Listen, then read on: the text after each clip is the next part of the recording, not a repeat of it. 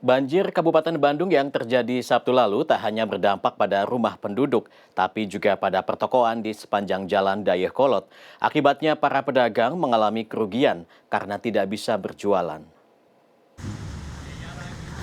Hujan yang mengguyur Bandung Raya pada Jumat 5 Mei lalu membuat 3 kecamatan di Kabupaten Bandung mengalami banjir pada Sabtu 6 Mei pagi.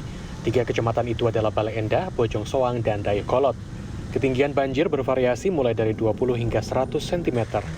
Di Kecamatan Dayakolot, Bandung tidak hanya pemukiman penduduk saja yang kemudian terendam oleh banjir ketika musim hujan tiba, tetapi sejumlah toko dan juga beberapa pasar tradisional di wilayah ini juga kerap terjadi banjir. Karena Kecamatan Dayakolot merupakan salah satu pusat perniagaan yang ada di Kabupaten Bandung yang kerap dilanda banjir.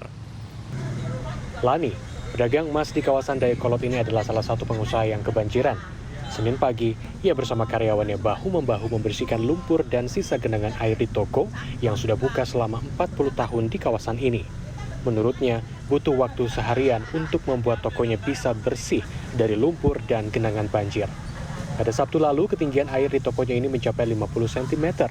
Diakuinya, banjir pekan lalu ini memang tak separah banjir pada 2019 silam. Meski demikian, ia tetap mengalami kerugian akibat banjir yang terjadi. 2 hari tidak beroperasi, kerugiannya mencapai lebih dari 3 juta rupiah. Belum, tapi gimana mau jual beli gitu. Kita masih belum berani taruh barang. Kan ada banjir begini. Ya terpaksa kita bersih-bersih dulu lah.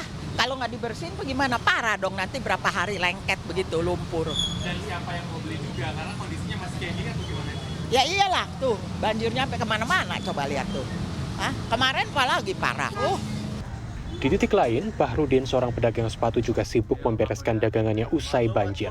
Toko sepatu miliknya ini sudah buka sejak 2008. Sejak saat itu pula ia kebanjiran setiap tahunnya. Tidak ada pilihan lain, selain tetap bertahan karena menurutnya sulit juga untuk menjual gedung toko ini karena banjir yang kerap terjadi.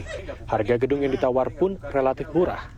Ketinggian banjir di toko miliknya pada Sabtu lalu mencapai 60 cm, sehingga banyak sepatu dagangannya basah karena banjir. Kan ini kan ada banyak dagangan ya, sepatu, kebanjiran, kebasahan atau gimana nih, Dak? Iya pasti kebasahan, udah jelas itu mah. Berapa banyak tuh, Dak? Ya nggak kehitung. Kurang lebih, Dak? Iya nggak kehitung lah, adalah sekitar 5 dusan. 5 dus, satu dus isinya berapa tuh, Dak? Ya satu dus itu isinya ada yang 20 gitu. Berarti lebih dari 100 dong sepatu ya, yang kebasahan gitu. Sekarang gimana kondisinya? Ya sekarang kondisinya lagi dijemur, dijemur gitu. Dijual lagi nanti? Ya nanti jatuhnya diobral lah. Banjir di Kecamatan Dayakolot terjadi karena meluapnya Sungai Citarum. Selain itu, limpasan air dari Sungai Cikapundung juga menjadi faktor banjir terjadi. Sehingga ada pertemuan dari 2 sumber air di wilayah ini.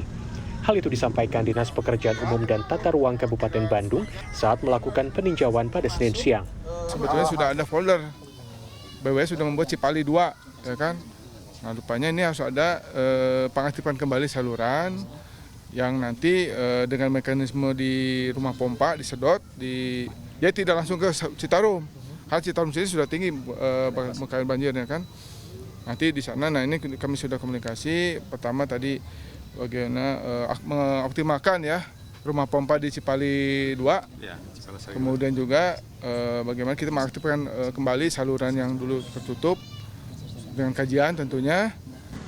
Selanjutnya, BPBD Kabupaten Bandung mencatat hingga Minggu 7 Mei ada 510 kepala keluarga yang terdampak akibat banjir di Kabupaten Bandung ini. Kiki Arjadi, Kavijati, Kabupaten Bandung, Jawa Barat.